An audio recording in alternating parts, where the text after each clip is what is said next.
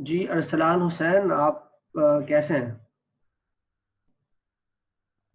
मैं ठीक सर, आप सुने। अल्लाह का शुक्र है। ये आप दो आईडी से क्यों लॉग इन हुए हुए हैं? सर बेसिकली कंप्यूटर से कनेक्ट किया हुआ है, बड़ी स्क्रीन आती और ये मोबाइल से माइक यूज करता है। अच्छा अच्छा अच्छा, ठीक है ठीक है। तो आपके जो है वो ये जो स्लाइड आपको नज़र आ रही है, ये स्लाइड मैंने अभी ये है आपको शो हो रहा है, ये जो पेप्सी के जी सर। सीईओ की कोड है? जी जी। क्या समझ आया आपको इससे? जी, आपने कमेंट्स दीजिए ज़रा, क्या क्या सर आप। इसमें ये है कि मेन डिफरेंस आपके टैलेंट का हो, बाकी तो बहुत सारी चीजें भरी हुई होती। ठीक है, तो थोड़ा सा एक्सप्लेन करें इसको।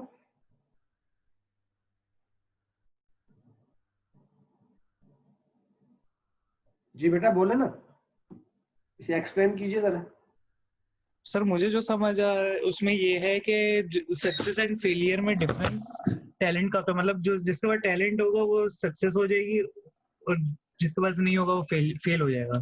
हाँ, आप ऑर्गेनाइजेशन की बात कर रहे हैं ना, जी जी। या इंडिविजुअल्स की बात कर रहे हैं? मतलब ऑर्गेनाइजेशन में इंडिविजुअल्स होंगे ना, वो टैलेंट्स होंगे तो ऑर्गेनाइजेशन सक्सेस कर लेगी। ये मैं समझ रहा हूँ इस चीज से। अच्छा अच्छा, ठीक है जी। अम्मार सलीम, आप बताइए, आप क्या समझ रहे हैं? ये जो स्लाइड पर जो लिखा हुआ है, इससे क्या आप जो है समझे हैं, क्या मतलब है इसका? सर अगर आपके पास टैलेंटेड लोग मौजूद होंगे आपकी कंपनी में तो आप सक्सेस की तरफ जाओगे, फेलियर की तरफ नहीं जाओगे। ठीक है, तो इसका रिक्रूटमेंट से क्या ताल्लुक है? सर रिक्रूटमेंट से इसका ये ताल्लुक है कि आप स्किल्स जो हैं उनके बेस पे अगर हायरिंग कर रहे हैं, मतलब आपको जो जिस चीज़ की जिस डिपार्टमेंट में रिक्वायरमेंट है आप उस हिसाब से उस स्किल का बंदा उठाएंगे तो सर जो है आप सक्सेस की तरफ जाएंगे। ओके, वेरी गुड जी। इमरान आरिफ, आप जरा बताइए, आपका क्या ख्याल है इसके बारे में कि आप ये जो टैलेंट की सक्सेस और फेल्योर को टैलेंट के साथ रिलेट किया है, इसका रिक्रूटमेंट के साथ क्या ताल्लुक है?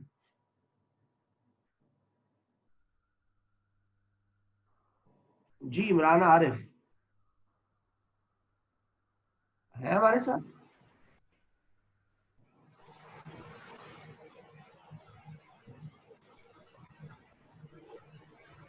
चले, इमराना तो बात नहीं करना चाह रही हैं, वो पता नहीं कहाँ चली गई। हीरा जावेद से पूछते हैं। जी हीरा जावेद, आप बताइए।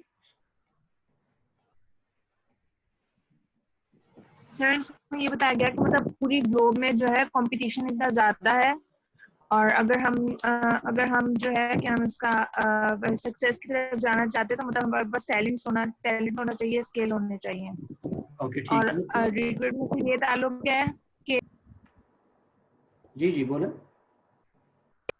ये इसका ये रिलेशन है कि मतलब अगर हम स्किल और एबिलिटी के बेसिस पे अगर हम लोग वो करते हैं, सिलेक्शन करते हैं कैंडिडेट्स की, तो उस वजह से वो हम अच्छे और मतलब टैलेंटेड लोगों को अपनी ऑर्गेनाइजेशन में ज्वाइनिंग दे सकते हैं, जिसकी वजह से वो हमारी ऑर्गेनाइजेशन जो है वो बेटर वे में अपने गोल्स हासिल कर सकते ठीक है, थैंक यू वेरी मच जी। अरूसा आमिर, आप जरा बताइए। Sir ji Aroosa.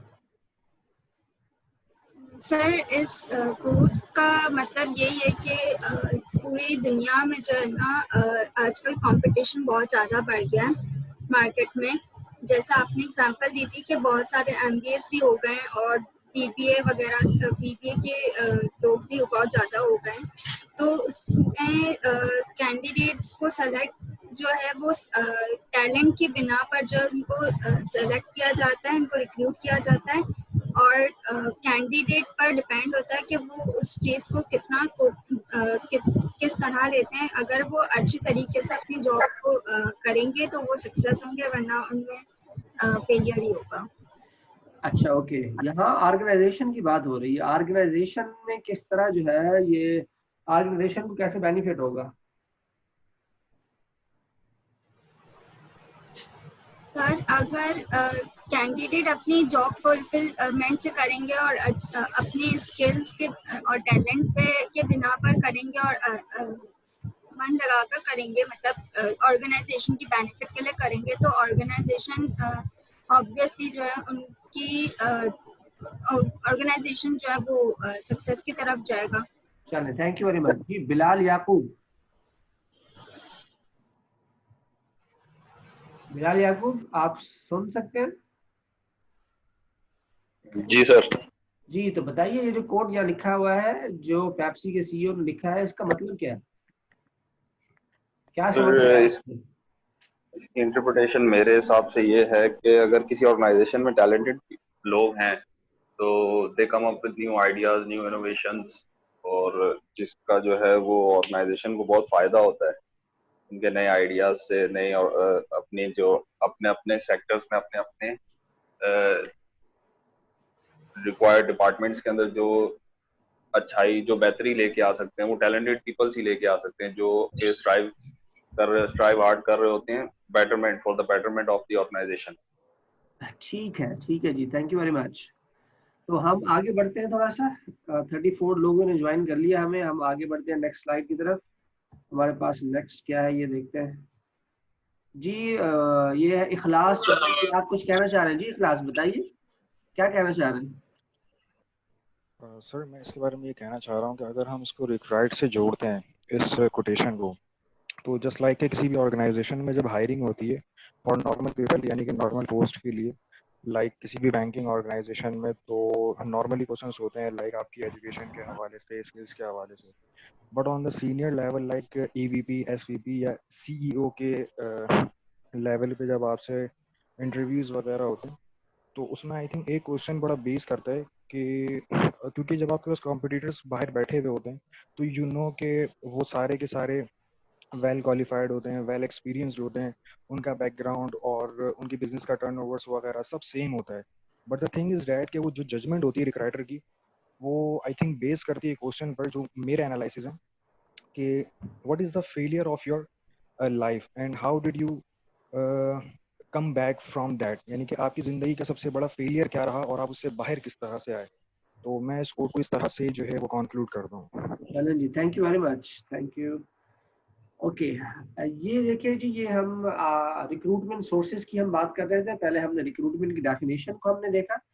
Now moving toward the recruitment sources, कि हम किन किन सोर्सेज से ऑर्गेनाइजेशन के अंदर लोगों को अट्रैक्ट कर सकते हैं, क्या सोर्सेज हम इस्तेमाल कर सकते हैं। तो broadly we divided it into two different categories. The category number 1 is the internal sources and the category number 2 is the external sources. These are the two important sources. Internal sources mean from within the organization and external sources mean from outside the organization.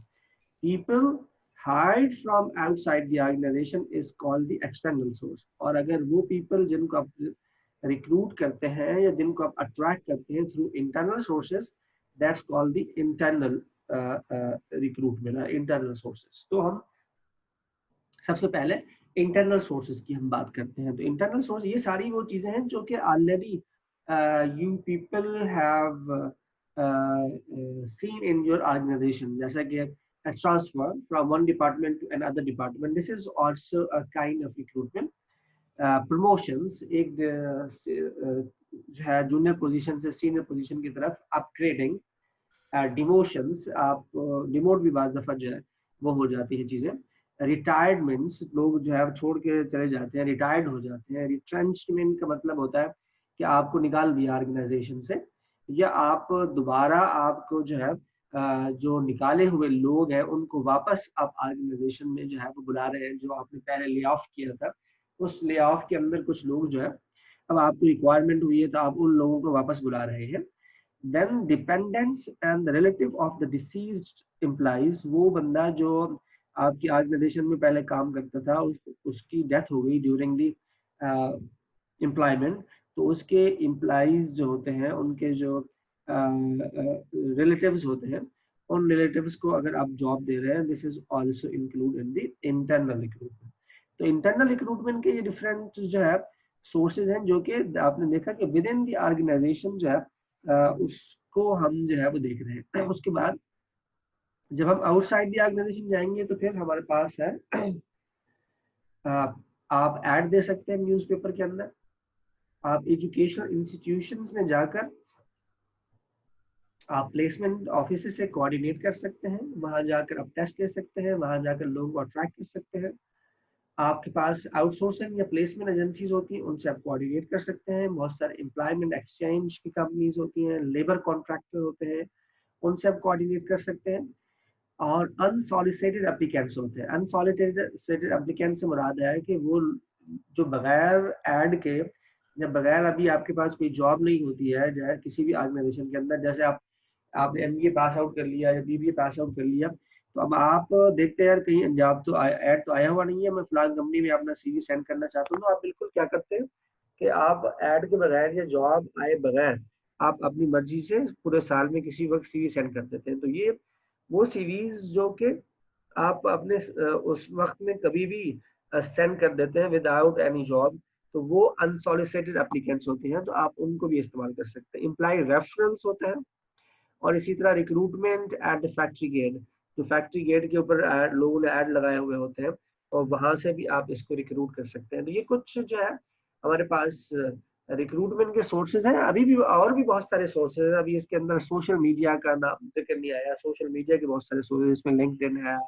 आजकल तो Facebook भी इस्तेमाल हो रहा है, WhatsApp भी इस्तेमाल हो रहा है, मोबाइल ऐप्स हैं बहुत सारी, वो भी इस्तेमाल हो रही है। तो ये सारे जो है हम इस्तेमाल कर सकते हैं एज एक्सटर्नल सोर्स के तौर पर। ये ट्रेडिशनल सोर्सेज हैं जो आपको यहाँ पे नजर आ रही हैं। अगर आप इनसे बाहर निकलते हैं तो आपके पास और डिफरेंट सोर्सेज हैं जिसके थ्रू जो है आप रिक्रूट कर सकते हैं। वो आगे और उन सोर्सेज का भी हम जिक्र करेंगे। तो आपको अगर कोई क्वेश्चन है इन इंटरनल और एक्सटर्नल सोर्सेज से मुराद है, ये सोर्सेज क्यों इस्तेमाल की जाती हैं, ताकि लोगों को आप आइडेंटिफाई करें और उन्हें अट्रैक्ट कर सकें।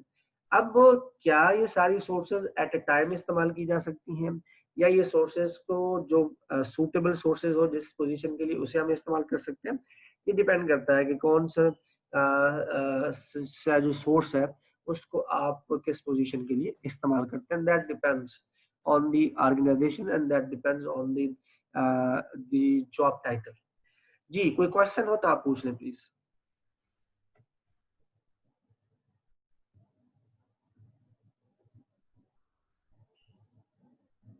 ठीक है, कोई सवाल नहीं है, आगे बढ़ते हैं।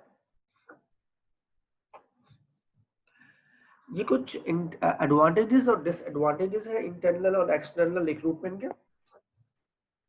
तो सबसे पहले हम इंटरनल रिक्रूटमेंट की बात करते हैं।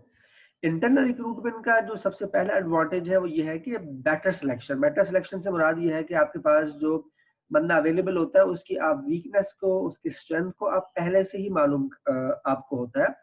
तो इस तरह आप सिलेक्शन में बेहतर तरीके से पहले से ही उस बंदे की वीकनेस और स्ट्रेंथ को जानते हैं, तो आप आसानी से सिलेक्शन जो है कर सकते हैं।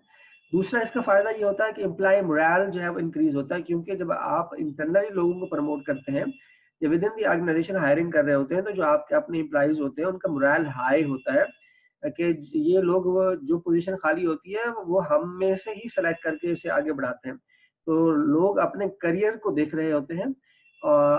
लेकिन अगर आप बाहर से लोगों को बुलाएंगे तो लोगों का मोरल जो है वो डाउन होगा। इसी तरह अडेप्टेबिलिटी बड़ी आसानी से हो जाती है। Less training and orientation required, क्योंकि वो पहले से ही चीजें जानता होता है, तो उसके लिए ओरिएंटेशन या ट्रेनिंग की बहुत ज्यादा रिक्वायरमेंट नहीं होती है। कॉस्ट इफेक्टिव होता है, पूरे बहुत सारे प्रोसेस और प्रोसीजर्स जो है इसमें एलिमिनेट हो जाते हैं, और जिससे इसकी कॉस्ट जो है मिनिमाइज हो जाती है। ऑल्दो ये सारे इसके जो है वो एडवांटेजेस हैं इंटरनल रिक्रूटमेंट के, but there are many disadvantages of the recruitment जो कि इंटरनली हम करते हैं। उसमें सबसे पहले लिमिटेड चॉइसेस होती हैं आपके पास। जब आप सेलेक्ट करने के लिए बंदा जाते हैं तो आपके पास विद इन द ऑर्गेनाइजेशन, क्योंकि आप सेलेक्ट कर रहे होते हैं, उसमें जो एप्लीकेंट की तादाद होती है वो बहुत कम होती है। अगर बाहर से किसी को आप हायर करते हैं तो उसमें नंबर ऑफ एप्लीकेंट ज्यादा होते हैं, और मुख्तलिफ जो है कंपनी से और मुख्तलिफ यूनिवर्सिटीज के लोग होते हैं, इसलिए आपके पास जो चॉइसेस होती हैं वो लिमिटेड नहीं होती है। लेकिन इंटरनल सोर्सेज के अंदर आपके पास जो चॉइसेस होती है कैंडिडेट को सेलेक्ट करने की बहुत लिमिटेड होती है।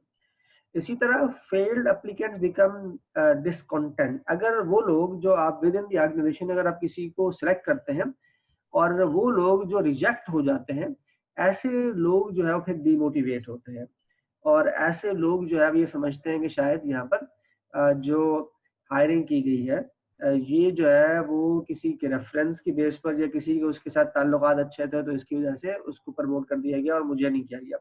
तो जो लोग फेल होते हैं एप्लीकेंट, उनमें ये एक परेशानी और डिसकंटेंटेड जो है उनका बिहेवियर हो जाता है।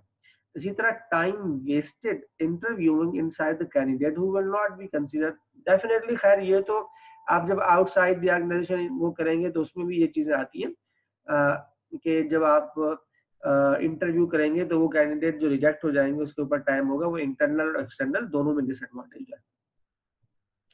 उसके बाद इन ब्रीडिंग ऑफ द स्टेटस को, इसमें ये डिसएडवांटेज ये है इसका कि जब आप इंटरनल हायरिंग करते हैं तो जो आपका वहाँ कल्चर होता है वही कल्चर जो है वो आगे बढ़ता रहता है, उसके अंदर चेंजेस नहीं आती। जबकि आप बाहर से अगर कोई रिक्रूटमेंट करते हैं तो वो नया कल्चर लेकर आता है, नई जो है नए आइडियाज लेकर आता है और नई तरीके से ऑर्गेनाइजेशन के अंदर रूप होता है। लेकिन जब आप इंटरनली ही चीजों को बढ़ाते रहते हैं तो आपका जो स्टेटस है स्टेटस को का वो और मजीद जो है स्ट्रेंथन होता रहता है, वो चेंज नहीं हो पाता। इसलिए अगर आप ऑर्गेनाइजेशन के अंदर अपने कल्चर को चेंज करना चाहते हैं तो फिर आपको आउटसाइड ऑर्गेनाइजेशन हायरिंग करनी होगी। इसमें इंटरनल हायरिंग में बहुत सारी फेवरेटिज्म और नेपोटिज्म की एग्जांपल्स होती हैं, जैसा कि कोई किसी का जानने वाला है या किसी के साथ अच्छी बातचीत है या कोई बॉस के बहुत करीब है तो उसके ज्यादा चांसेस होते हैं कि उसको फेवर मिल जाएगी और वो प्रमोट हो जाएगा या वो सिलेक्ट हो जाएगा और बाकी लोग जो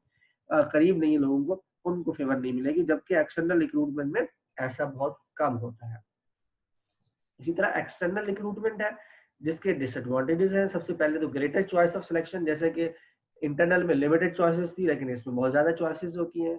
बैलेंस एचआर मिक्स होता है, यानी आप मुख्तलिफ जो ऑर्गेनाइजेशंस होती हैं वहाँ से या मुख्तलिफ जो आपकी यूनिवर्सिटीज़ होती हैं वहाँ से लोगों को आप देखते हैं और उसकी बेस पर जो है आप लोगों को सिलेक्ट करते हैं, ना कि सिर्फ एक ही ऑर्गेनाइजेशन पर जो है वो फोकस करते हैं। अब फेयरनेस ज़्यादा होती है इंटरनल में, आमतौर पर लोग ये समझते हैं कि उसमें फेवरेटिज्म का ज़्यादा ताल्लुक होता है इसमें, क्योंकि एक दूसरे को लोग जानते नहीं होते, इस वजह से जो है इसमें ज़्यादातर फेयर रहता है। एनवायरमेंटल एडॉप्टेबिलिटी जो है उसमें ये होता है कि आप जो बाहर से बंदा आता है वो अपने साथ एक एक एनवायरनमेंट लेकर आता है और वो एनवायरनमेंट यहाँ पर इनकलकेट करने की कोशिश कर रहा होता है। तो इस तरह उसके अंदर चेंजेस आने का जो है से आपके ऑर्गेनाइजेशन को बेनिफिट हो सकता है, फायदा हो सकता है। तो ऑर्गेनाइजेशन के अंदर एनवायरमेंटल अडेप्टेबिलिटी जो है वो डेवलप हो जाएगी। इसका डिसएडवांटेज ये है कि कॉस्ट बहुत बढ़ जाएगी आपकी, जब आप ऐड देंगे फिर पूरा प्रोसीजर और प्रोसेसेस करेंगे तो प्रॉब्लम होगा। और बाहर से जो बंदा आएगा उसकी अडॉप्टेबिलिटी का मसला होगा कि वो जो है आपके ऑर्गेनाइजेशन में कल्चर में एडजस्ट हो सकता है नहीं हो सकता है। और उस सबसे इम्पोर्टेंट बात यह है कि अगर आपने गलत सेलेक्ट कर लिया तो या तो फिर उसे आपको टर्मिनेट करना पड़ेगा या फिर वो खुद ही छोड़ के चला जाएगा और फिर दोबारा आप उसी पूरे प्रोसेस के अंदर जो है अपने आप को इन्वॉल्व करेंगे और फिर दोबारा प्रोसेस शुरू करेंगे। तो आपका सवाल कोई हो तो इस एडवांटेजेस और डिसएडवांटेजेस ऑफ इंटरनल और एक्सटर्नल रिक्रूटमेंट के ऊपर कोई क्वेश्चन हो तो आप पूछ सकते हैं।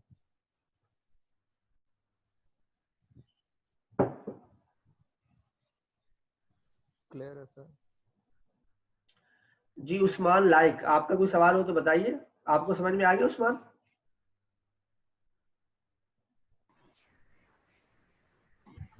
ज्यादातर कौन सी रिक्रूटमेंट इंटरनल को प्रेफर किया जाता है या एक्सटर्नल? इंटरनल को प्रेफर किया जाता है या एक्सटर्नल को, ये तो ऑर्गेनाइजेशन के ऊपर डिपेंड करता है। हर ऑर्गेनाइजेशन जो है उसकी फिलॉसफी अलग होती है, तो ये फिलॉसफी के ऊपर डिपेंड करता है ऑर्गेनाइजेशन के अंदर कि वो इंटरनल रिक्रूटमेंट की तरफ जाते हैं या एक्सटर्नल रिक्रूटमेंट की तरफ जाते हैं। क्योंकि ये फैसला करना जो है जरा मुश्किल होगा कि ऑर्गेनाइजेशन जो है वो इंटरनल रिक्रूटमेंट की तरफ जाती है या एक्सटर्नल की तरफ। वैसे ज्यादातर जो ऑर्गेनाइजेशन है वो इंटरनल रिक्रूटमेंट की तरफ जाती है, एक्सटर्नल रिक्रूटमेंट की तरफ कम जाती है। अगर इंटरनली बहुत अच्छे लोग अवेलेबल होंगे तो उनको जो है वो आगे प्रमोट करती है। और अगर किसी ऑर्गेनाइजेशन की फिलॉसफी या पॉलिसी ये है कि यार हमें ऑर्गेनाइजेशन के अंदर चेंजेस लेकर आनी है तो वो फिर इंटरनल रिक्रूटमेंट पर फोकस नहीं करती, वो एक्सटर्नल रिक्रूटमेंट पर फोकस करती है ताकि ऑर्गेनाइजेशन के अंदर चेंजेस आ जाए। अगर उसके पास फाइनेंशियली बहुत ज़्यादा साउंड नहीं है ऑर्गेनाइजेशन और इतना ज़्यादा पैसे नहीं लगा सकती, तो तभी भी वो इंटरनल रिक्रूटमेंट की तरफ जाएगी। अच्छी पोजीशन पर इंटरनल रिक्रूटर्स को जो है वो चांस मिलेगा। इसी तरह तो अगर ज्यादा जी प्लीज बोलिए। जी बोलिए बोलिए सर। हेलो। जी सर जी ठीक है भाई। सर, लेकिन ज्यादातर मैंने देखा है कि हायर पोजीशन जो होती है उनमें इंटरनल रिक्रूटमेंट नहीं करते हैं हायर अच्छी पोजीशन कंपनी पर अच्छी इंटरनल रिक्रूटमेंट करते हैं। ज्यादातर, क्योंकि फिर नीचे फिर वो न्यू स्टाफ लाते हैं ताकि फिर एक तो उसमें बजट भी बहुत, तो वो उनको जो आपने उसमें कॉस्ट इफेक्टिव भी होता है एक। हाँ जी ऐसा होता है। खास तौर पर जो फ्रेश जॉब्स होती हैं उसके लिए तो डेफिनेटली आप बाहर से ही लोगों को लाते हैं। बाकी जो एक्सपीरियंस वाला होता है वो बाहर से भी आता है। अगर इंटरनल लोग अवेलेबल ना हो तो बाहर से भी आप ले आ सकते हैं, और इंटरनली भी कोशिश कर सकते हैं, आप वहां से भी लोगों को ले सकते हैं। क्योंकि एंग्रो पॉलीमर में काम किया मैंने, हुआ था तो सर इस अच्छा तरीके वहाँ से क्या हुआ था? रोटेशन कर देते हैं, फिर वहाँ चेंजेस लाके और फिर नया बंदा आया। ठीक है जी। जुबैर बख्तियार जी, जुबैर आप कुछ कमेंट करना चाहेंगे? Sir ji sir, basically even के बिग और लार्ज ऑर्गेनाइजेशंस में इंटरनल रिक्रूटमेंट ज़्यादा परफॉर्म की जाती है just because of the higher position पे instead of hiring from external part. Okay That's what I have personally experienced, like professionally, in my professional world, I have experienced this part. Since for example, let's take an example of Microsoft or Intel, क्योंकि उनके representative Asia में होते थे, so whenever they used to hire someone for the position, for the high position, so they used to recruit from internal part and or third party contract with the agency कर लेते थे for lower position. Very good. चलें जी, great ji. Anyone else who want to add something? So this is because of के जो बंदा promote होके आगे जा रहा है वो ऑर्गेनाइजेशन के कल्चर्स को, वहाँ की मतलब ऑपरेशंस को अच्छी तरह समझता है। वो ज्यादा उसकी ग्रिप होगी फिर आगे हायर पोजीशन पे। ओके ठीक है जी, आगे बढ़ते हैं हम। ये कुछ हमारे पास सोर्सेज हैं जो कि प्रोफेशनल जिसमें जॉब बोर्ड है, सोशल नेटवर्क है, या स्टाफिंग एम्प्लॉय रेफरल्स वगैरह के सोर्सेज हैं। तो सोशल मीडिया और जॉब बोर्ड्स का यूज जो है, वैसे ये पुराना डेटा है थोड़ा सा, तो सोशल मीडिया का वैसे भी और ज़्यादा यूज हो चुका है। जॉब बोर्डिंग के ऊपर भी लोग काम कर रहे हैं, तो ये और मजीद जो है इम्प्रूव हो रहा है और आगे बढ़ रहा है। ओके जी, आगे बढ़ते हैं। ये हमारे पास कुछ ग्लोबल शिफ्टिंग है in the recruitment trends. Recruitment trends में जो ग्लोबल शिफ्टिंग वो ये है कि एम्प्लॉयर ब्रांडिंग जो है उसके ऊपर इस वक्त बहुत काम हो रहा है। ऑर्गेनाइजेशंस जो है वो अपनी एम्प्लॉयर ब्रांडिंग यानी अपने नाम को, अपने इमेज को एज एम्प्लॉयर बहुत बेहतर करने की कोशिश कर रहे हैं।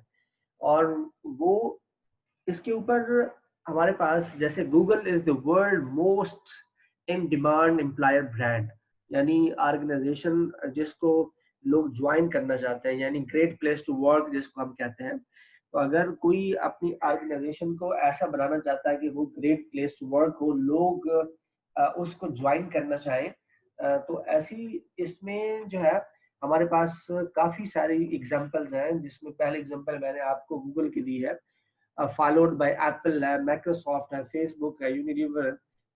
ये ऐसी बड़ी ऑर्गेनाइजेशन हैं जिन्होंने अपने एम्प्लॉयर ब्रांडिंग के ऊपर बहुत काम किया है, और उसी की बेसिस पर अब लोग यहाँ पर इन ऑर्गेनाइजेशन को ज्वाइन करना चाहते हैं। और top priority and more investment, अब कंपनी की जो टॉप प्रायोरिटी है वो ये है कि अपनी ऑर्गेनाइजेशन का जो नाम है उसे बेहतर किया जाए, ताकि टैलेंटेड लोग वहाँ पे अप्लाई करें। इसके ऊपर इन्वेस्टमेंट भी कर रहे हैं कंपनीज, बाकायदा यूनिवर्सिटीज में जाकर इसको प्रमोट भी कर रही हैं, और एचआर के लोग मार्केटिंग वालों के साथ मिलकर इसके ऊपर वर्किंग कर रहे हैं, प्रेजेंटेशंस लोग देते हैं, ताकि उनको पता चल सके कि हमारा एनवायरनमेंट कैसा है, हमारा सैलरी पैकेज क्या है, और किस तरह हम रिक्रूट करते हैं, हमारा करियर डेवलपमेंट प्लान क्या है। तो ये सारी चीज़ें लोगों तक पहुंचाते हैं ताकि वो लोगों को अट्रैक्ट कर सकें और उन्हें बता सकें कि जिस ऑर्गेनाइजेशन में वो अप्लाई करने के लिए जा रहे हैं वो एक बहुत अच्छी ऑर्गेनाइजेशन है और एक अच्छा काम करने की जगह है। तो हम पाकिस्तान को देखते हैं कि ट्रेंड्स इन पाकिस्तान, पाकिस्तान में क्या सूरत हाल है? क्या एम्प्लॉयर ब्रांडिंग के ऊपर कोई कंपनी काम कर रही है? क्या लोग करते हैं काम? जी प्लीज, क्या ख्याल है आप लोगों का? एम्प्लॉयर ब्रांडिंग के ऊपर कोई काम होता है पाकिस्तान में? हेलो। जी जी प्लीज। हाँ सर, मेरा जितना ख्याल है कि सर जिस तरह ये मैंने चूँकि स्टील सेक्टर में काम किया है तो ज़्यादातर मेरा उन्हीं का एक्सपीरियंस रहा है। जैसे अमरेली स्टील या आगा स्टील जो है, इनके अपने एम्प्लॉयर्स जो है उनकी काफ़ी ब्रांडिंग है। मतलब अगर कहीं कोई और कंपनी अगर लगती है, स्टील सेक्टर लगता है, तो सबसे पहले अमरेली स्टील या आगा स्टील के बंदों को ज्वाइन करने की ख्वाहिशमंद रहेगी कि मैं वहाँ से बंदे तोड़ूँ, क्योंकि उनका एक नाम बना हुआ है अमरेली स्टील और आगा स्टील का। ठीक है। तो मैं भी तो अमरेली स्टील और आगा स्टील ने एम्प्लॉयर ब्रांडिंग की है। मतलब उनके जो एम्प्लॉयर्स हैं, जो भी यहाँ पे प्रोडक्शन चलती है, क्वालिटी चलती है, वो मानी जाती है। तो इसलिए छोटी कंपनी इंडस्ट्री जो है वो उनको तोड़ने की कोशिश करती है, वहाँ से बंदे लेने की कोशिश करती है अमरेली स्टील या आगा स्टील से। ओके ग्रेट, ठीक है जी। और किसी का कोई सवाल या और किसी को सर इसी तरीके से जी? एंग्रो भी इसी तरीके से करती है। उन्होंने एंग्रो भी अपने जितने भी परमानेंट एम्प्लॉयज हैं वो सारे मैनेजमेंट में लाया करते हैं उनके। वेरी और गुड। जो स्टाफ जो है वो सारा उनका कॉन्ट्रेक्चुअल कर दिया उन्होंने। अच्छा, और इस तरीके से उन्होंने बहुत वर्कफुली कर दिया अपने एम्प्लॉयज को कि जितने भी उनके परमानेंट एम्प्लॉयज हैं वो सारे मैनेजमेंट में लाए। ठीक है जी, ठीक है। तो पाकिस्तान में भी अभी कंपनीज, जो बड़ी कंपनीज है खास तौर पर, वो लोग एम्प्लॉयर ब्रांडिंग के ऊपर डेफिनेटली काम कर रही हैं और अपने जो लोग हैं उनको अट्रैक्ट करने के लिए बाकायदा जो है वो इदारों में जाती हैं। जैसे आप अभी आगा स्टील की बात कर रहे थे, तो ये और इसके अलावा बहुत सारी कंपनी हैं जो कि बाकायदा जो है अपने मार्केटिंग डिपार्टमेंट के साथ मिलकर जो है वो इन्वेस्ट करती हैं और एम्प्लॉयर ब्रांडिंग को प्रमोट करती हैं थ्रू दी स्टूडेंट्स जो कि यूनिवर्सिटी में होते हैं। उनके थ्रू बहुत सारी कंपनी ऐसा भी हैं जिन्होंने अपने ब्रांड एम्बेसडर भी रखे हुए हैं ऑर्गेनाइजेशन के अंदर, ताकि वो ब्रांड एम्बेसडर उनके कंपनी जो है और वहाँ का वर्क प्लेस जो है वो कम्युनिकेट करते रहे वहाँ के स्टूडेंट्स के साथ और बाकी लोगों के साथ। ठीक है जी, आगे और मजीद चलते हैं। ये एक और जो है वो है कि कंपनी किस तरह जो है वो मार्केटिंग को मिलाकर अपनी जो है वो एम्प्लॉयर ब्रांडिंग करते हैं, जिसमें देखें मार्केटिंग कंट्रीब्यूट्स इन एम्प्लॉयर ब्रांडिंग, जिसमें अगर आप देखें तो ये PNG जो है ये क्यों मशहूर है?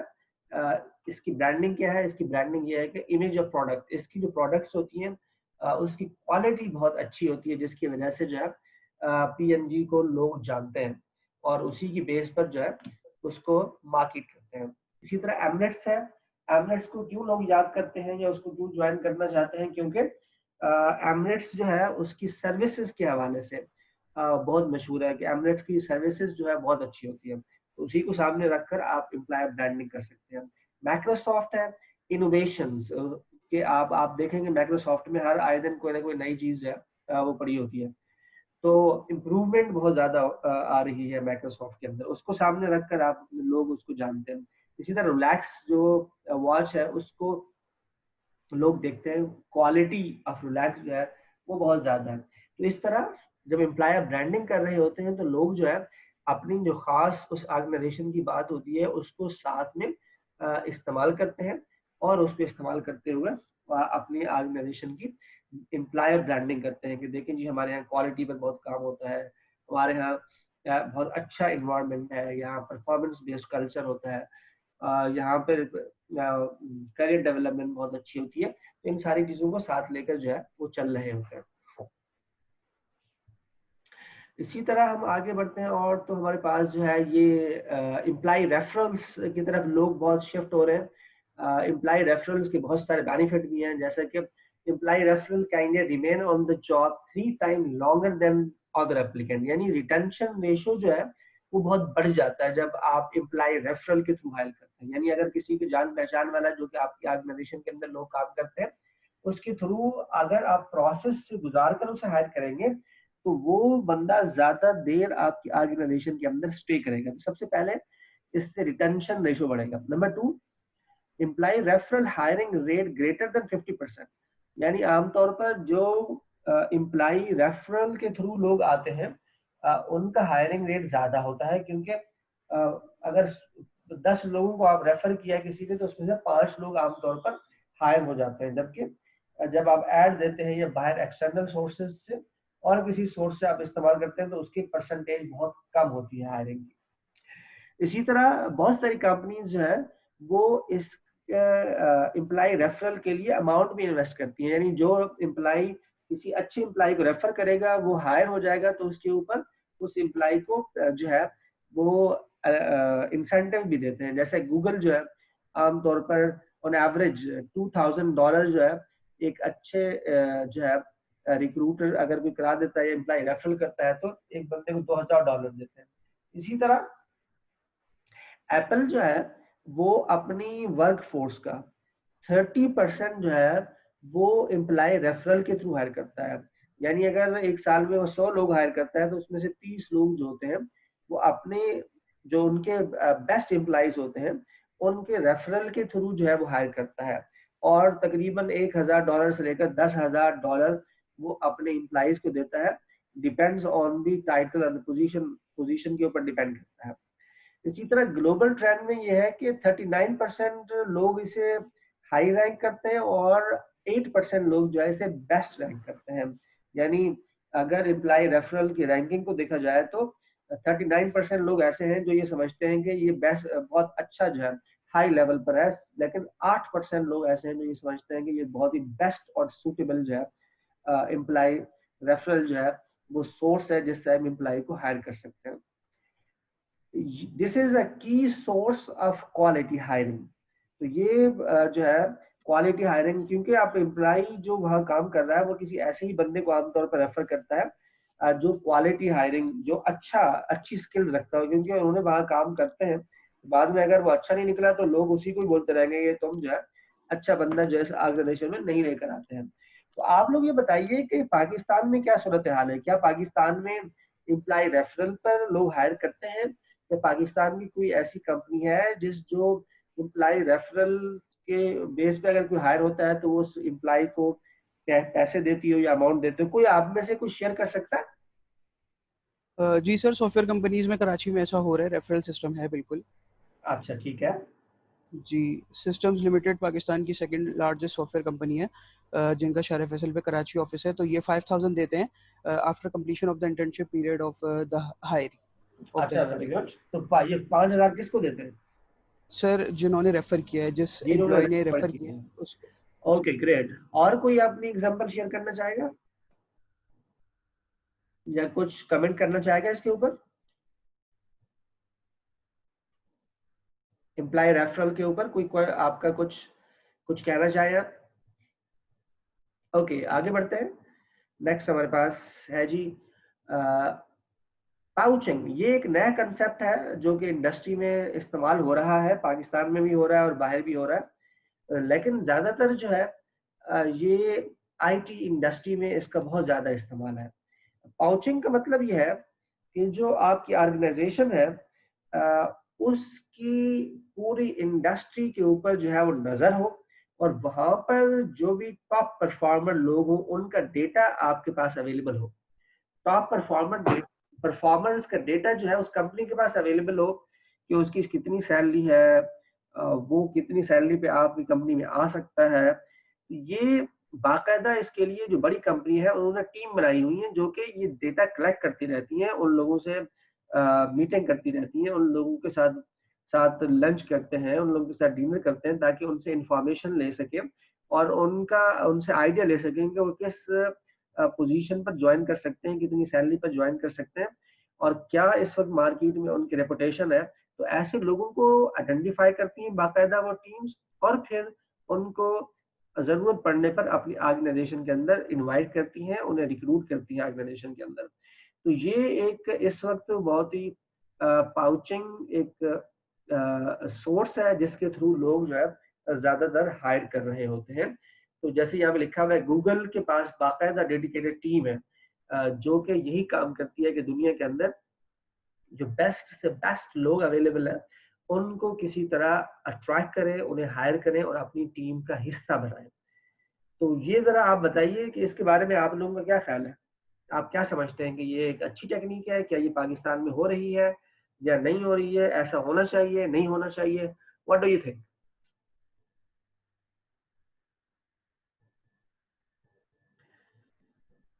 जी, कौन बताना चाहेगा? किसी को खुद से बताना है, वरना सुमैर आप जरा सर मैं बताइए। बता रहा जी, कौन बता रहा है? बोलिए। सर अम्मार। जी अम्मार बोले। सर मैं ओरेकल कंसल्टेंसी हम लोग की कंपनी जो है वो प्रोवाइड करती है। तो इसी तरह सर और भी कंपनीज हैं जो ओरेकल की कंसल्टेंसी प्रोवाइड करती हैं। तो उसमें सबसे बड़ा नाम जो आ रहा था वो आ रहा था इनबॉक्स का। तो ठीक सर है। वहाँ की जो रिसोर्सेज हैं वो तकरीबन जो है वो हम लोग के आईएक्स के अंदर जो है वो अब आ चुकी हैं तकरीबन ऑलमोस्ट। और उस वजह से जो इनबॉक्स कंपनी है वो तकरीबन 90% जो है वो बंद हो चुकी है। अच्छा। सिर्फ उनके पास एक प्रोजेक्ट रिमेनिंग है। तो ठीक है। इसी तरह हुआ सर क्योंकि एक दो कुलीग्स आए तो उन्होंने जो जाके उनको अप्रोच किया और उस वजह से जो है वो इधर शिफ्ट मूव हो गए। ठीक है जी, और कोई अपना कमेंट देना चाहेगा, कुछ बोलना चाह रहा है? ठीक है, तो आगे बढ़ते हैं हम जी। नेक्स्ट हमारे पास जो है 2 मिनट रह गए हैं और एक लास्ट स्लाइड है हमारे पास, इसको हम एंड करते हैं। तो ये रिक्रूटमेंट जब अब हम कर रहे होते हैं तो इसको जो है समझेंगे, रिक्रूटमेंट की एक कर्व है ये, ठीक है, इसको ईल्ड कर्व कहते हैं। तो रिक्रूटमेंट के अंदर, रिक्रूटमेंट एंड सिलेक्शन के अंदर एक ईल्ड कर्व होती है जिसके अंदर हम ये देखते हैं कि टोटल हमारे पास कितनी सीवीज रिसीव्ड हुई थी। तो ये देखें सबसे आखिर में अगर आप देखें तो ये टोटल नंबर ऑफ सीवीज हैं जो रिसीव हुई हैं 2440 सीवीज है। जब इसको शॉर्टलिस्ट किया गया तो सिर्फ 720 सीवी रह गई। जब एप्टीट्यूड टेस्ट में बुलाया तो तकरीबन 606 लोग जो है उसके अंदर पे हुए। फिर उसमें से 360 कैंडिडेट जो है इसके अंदर जो इनिशियल इंटरव्यू होता है उसके अंदर जो है वो आए। और इसी तरह फिर तकरीबन जो है कोई 360 कैंडिडेट्स के बाद 144 कैंडिडेट जो है वो फाइनल इंटरव्यू में आए। 42 लोगों को जो है वो ऑफर लेटर दिया गया और तकरीबन 36 लोगों ने उसे एक्सेप्ट किया। तो ये एक पूरा प्रोसेस होता है, प्रोसीजर होता है जब आप किसी भी हायरिंग करते हैं। तो इस प्रोसेस के थ्रू देखिए सिर्फ 1% लोग, 1.5% लोग जो है वो हायर होते हैं। ये तो एक एग्जांपल के तौर पे मैंने बताया है। बहरहाल वैसे ऐसा ही होता है कि तकरीबन जब आप एक्सटर्नल रिक्रूटमेंट की तरफ जा रहे होते हैं तो इतनी ज्यादा सीवीज आपके पास आती हैं कि उसमें से आप तकरीबन 1% लोगों को भी बड़ी मुश्किल से सिलेक्ट कर रहे होते हैं। तो ओवरऑल ये इतना हेक्टिक, बताने का मतलब ये है कि ये इतना हेक्टिक प्रोसेस है जो कि जिसके थ्रू आप लोगों को गुजारते हैं और उसके बाद बहुत सारे लोगों को सिलेक्ट करने के बाद भी आपके लोग ज्वाइन नहीं करते। जैसा कि यहाँ पे देखें 42 लोगों को ऑफर किया गया था लेकिन उसके बावजूद भी उसमें 6 लोगों ने ज्वाइन नहीं किया, तकरीबन 36 लोगों ने उसे एक्सेप्ट किया। अब इसमें कितने लोग एडजस्ट होते हैं, कितने लोग छोड़ के जाते हैं, that is very much difficult to analyse. ठीक है जी, तो आज का लेक्चर हमारा यहाँ पर एंड होता है और आपका कोई क्वेश्चन हो तो आप पूछ सकते हैं। लेकिन मैंने देखा है कि आप में से बहुत सारे लोगों ने अभी तक मेरा YouTube चैनल को सब्सक्राइब नहीं किया, उस पर वीडियो किसी ने नहीं देखी। तो जो रह गए हैं उनसे मेरी रिक्वेस्ट है कि उसको सब्सक्राइब करें और उस पर वीडियो जो है वो देखने की कोशिश करें। सारी वीडियो वहीं पे अपलोड होती हैं। तो तमाम लोगों से मेरी रिक्वेस्ट है कि उसे जरूर जो है सब्सक्राइब करें और वहां पर अपनी वीडियो देखें। कोई क्वेश्चन हो तो पूछ लें please. Thank you very much. मेरी तरफ से एंड है, आप लोगों का कोई सवाल है तो आप पूछ सकते हैं।